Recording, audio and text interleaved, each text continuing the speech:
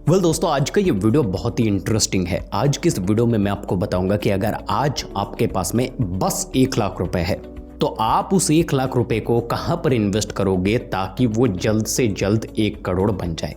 अगर आप उसे एफडी पर इन्वेस्ट करते हो तो कितने दिन में आप करोड़पति बन सकते हो। अगर आप उसे म्यूचुअल फंड में इन्वेस्ट करते हो, large cap, mid cap, small cap, flexi cap, कहां पर इन्वेस्ट करने से कितनी जल्दी आपके 1 लाख रुपए 1 करोड़ में तब्दील हो सकता है। लेकिन उससे पहले आप मुझे बताइए, ये जो मुस्टैच और ये जो दाढ़ी का डिजाइन मैंने रखा है वो लग कैसा रहा है। कमेंट बॉक्स में आप लिख सकते हो। आप फैमिली हो मेरा तो ये थोड़ा मोड़ा बातचीत तो चलता रहता है। अब सीधा टॉपिक पर आते हैं। आज अगर आपके पास में 1 लाख रुपए है तो मान लेते हैं कि आप उसे एफडी पर इन्वेस्ट कर दोगे। अब एफडी का जो इंटरेस्ट रेट चल रहा है वो लगभग 7 से 8% के बीच में चल रहा है। तो हम मान करके चलते हैं कि 8% इंटरेस्ट रेट आपको मिलेगा तो 1 लाख रुपए से 1 करोड़ रुपए बनने में आपको 60 साल लगेंगे। आप अपने स्क्रीन पर लमसम कैलकुलेटर देख सकते हो। आप 1 लाख रुपए इन्वेस्ट किए, उसके बाद भूल गए और 8% से आपका पैसा हर साल ग्रो हुआ तो लगभग 60 साल के बाद आपके पास में 1 करोड़ रुपए से ज्यादा पैसा होगा। ये हो गया एफडी का प्लान। अब म्यूचुअल फंड पर आते हैं। आप समय देख करके आपका दिमाग हिल जाएगा। कहां 60 साल और कहां कितने कम समय में आपका पैसा 1 लाख रुपए से आप 1 करोड़ बना सकते हो म्यूचुअल फंड में। म्यूचुअल फंड में मैंने 3 कैटेगरी को चूज किया है, एक लार्ज कैप, मिड कैप और स्मॉल कैप। आप सबको पता है लार्ज कैप में रिस्क सबसे कम होता है, रिटर्न भी कम होता है, और स्मॉल कैप में रिस्क सबसे ज्यादा होता है, रिटर्न भी सबसे ज्यादा होता है। मिड कैप में रिस्क और रिटर्न दोनों ही मीडियम होते हैं। किसी भी म्यूचुअल फंड के लार्ज कैप को आप उठा करके देख लीजिए, लगभग 12 से लेकर के 17% के बीच में आपको रिटर्न दिया जाता है। मिड कैप में यही रिटर्न 18 से लेकर के 25 के बीच में होता है और स्मॉल कैप में लगभग 20 से लेकर के 30-35% तक रिटर्न दिया जाता है। तो सबसे पहले बात करते हैं लार्ज कैप फंड की। मैं ज्यादा रिस्क नहीं लेना चाहता, मैं सिंपली लार्ज कैप फंड पर इन्वेस्ट करूंगा। अब मैं फंड का नाम भी ले लेता हूं जिस फंड के रेफरेंस पर मैंने ये कैलकुलेशन किया है, वो है एसबीआई लार्ज कैप फंड। आप सबको पता है एसबीआई जो है वो बैंकिंग सेक्टर का राजा है। तो एसबीआई के लार्ज कैप म्यूचुअल फंड पिछले 1-2 साल नहीं, 5 साल नहीं, 10 साल नहीं, बल्कि पिछले 12 साल से इन्वेस्टर्स को 15% का रिटर्न देता, 15% का रिटर्न देते हुए आ रहा है।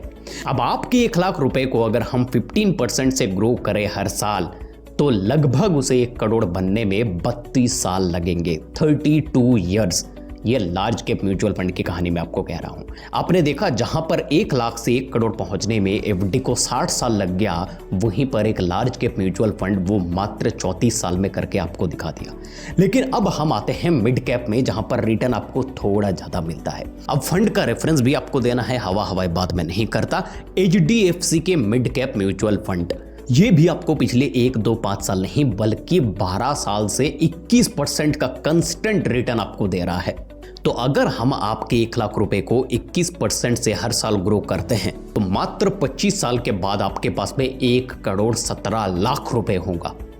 25 साल तक आपको रुकना है और बस आप करोड़पति। अगर आप 18 साल की उम्र पर आप इस पर 1 लाख रुपए इन्वेस्ट करते हो तो लगभग आप अर्ली 40s में ही करोड़पति बन जाओगे।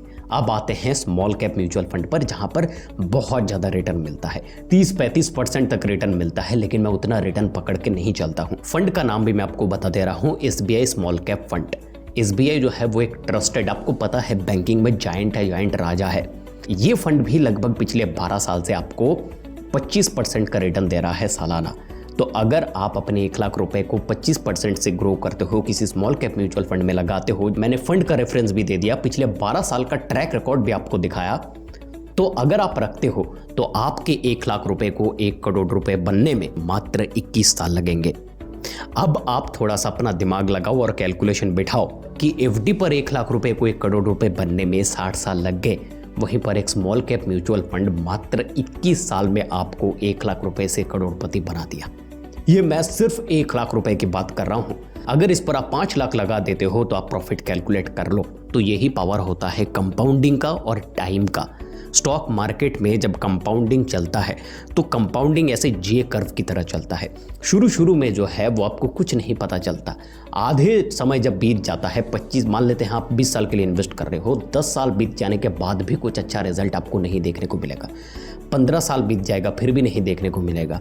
16-17 साल के बाद वो आखिरी के 2-3 साल में जो प्रॉफिट आपको मिलेगा, यही पावर होता है कंपाउंडिंग का। अगर आपको वीडियो पसंद आया है, वीडियो को लाइक कीजिए, कुछ सवाल है नीचे पूछिए, हम उसका आंसर जरूर करेंगे। और हम पर्सनल फाइनेंस के ऊपर वीडियो बनाते हैं। वीडियो अगर आपको अच्छा लगा है सब्सक्राइब करके जाइएगा सर। नमस्कार।